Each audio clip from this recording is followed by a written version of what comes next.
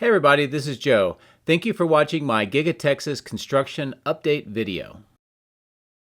For today, we'll look at Tesla's Impact Report 2020 that was released on the 10th of August, and this is about their mission to accelerate the world's transition to sustainable energy. There's a wide range of topics in this report, but we're going to focus on those that affect Giga Texas. I'll provide some illustrations and some discussions as well. The report is about 94 pages long, so there's no way I can cover everything in this introduction. So I recommend you read the entire report. Here is the link, and it will be in the video description as well. So right off the bat, you can see that Tesla has some pretty lofty goals to include getting to 20 million electric vehicles by the year 2030. That's one of the reasons why Giga Texas is being built, is to help them get to that volume production. They also want to make sure that they improve all the metrics, including energy and water used to make the products at their factories. And this is a big part of the construction at Giga Texas, as we'll discuss. This section of the report talks about reducing the carbon footprint of their manufacturing facilities, and it kind of helps us understand how these factories are being built and improved on from one to the next.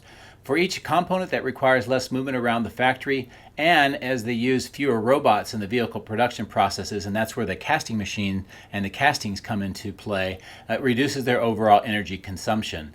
As we can see here with the pictures of Giga Texas, and as many people have noted, the loading dock location and arrangement is very different than we've seen in the other factories, and will be interesting to see how this actually is used in light of their reduced carbon footprint. And here we see, as kind of mentioned before, that each successive factory that is built becomes more efficient, and they're adding those improvements into Giga Berlin and now Giga Texas as well. And that's one of the reasons why each of the factories does look different too, as they optimize their production processes.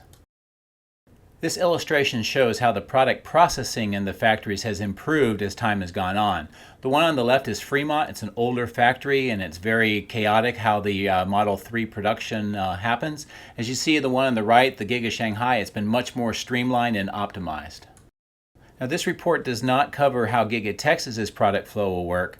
I have enough information, I believe, to at least give you an idea of how this may work in the factory as we see it's being built today.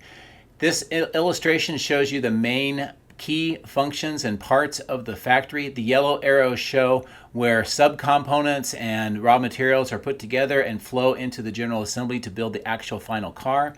The red arrows here shows how the car would exit the body in white, where the main structure is put together, go through the paint shop, through the general assembly, and then out as a finished product. The Cybertruck, of course, will have some sort of abbreviated flow because they won't need the paint and some other parts of that. I did go through a pretty detailed discussion about this on my 6th February video, so I recommend you take a look at that for a lot more information.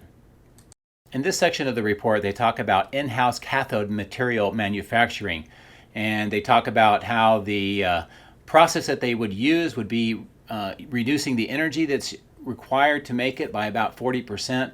And as you know, at Giga Texas, they are building the battery cathode plant. Here's some information about the construction plans and also the location as we've been monitoring that. So this is a key part of Tesla's strategy and how Giga Texas will play a role in that. This section of the report talks about using renewable energy to reduce the energy consumption of their factories. Giga Texas is expected to have solar panels put on the roof, so that will be one of the things that we look for as the factory gets closer to completion. In this section of the report, they talk about battery recycling, and looking at Giga Berlin and Giga Texas, they expect substantial increases in manufacturing scrap because of the manufacturing of the batteries at those facilities. So because of that, I would expect to see a battery recycling facility being built at Giga Texas in the near future. Here's a section of the report that may give us an answer to some of the questions that we've had about the underground water vaults that we've seen constructed at Giga Texas. They mentioned that they are planning to capture at least 25% of the roof runoff, which is about 1 million square feet, to a central underground storage system within Giga Texas, and they will recycle that rainwater. As you see in the picture here, we've seen 3 different underground vaults being installed at the factory with associated plumbing. This probably is the reason why they are putting it here, is to recycle rainwater. In addition, Giga Texas plans on using reclaimed water, saving about 40 million gallons of potable water for use in their cooling towers for the facility. One of the many ways that they would be reducing their water use is in that cathode production facility. They're validating the manufacturing processes using dry cathodes at Cato Road, but it will be coming to Giga Texas, and it's about a 95% reduction in water usage. So as I said, this report has a lot of great information. It's about 94 pages long. There's a lot more that we could go through, but I wanted to cover some of the highlights. It helps answer some of the questions about why they're constructing certain things at Giga Texas. I do recommend you read the full report. Again, the link is here and in the video description. And I hope that you found this review helpful, especially as we see the construction at Giga Texas continue. Before we begin, I would like to say thank you to my patrons for your generous support. Patreon members get access to high-resolution photos, previews, and direct dialogue with me.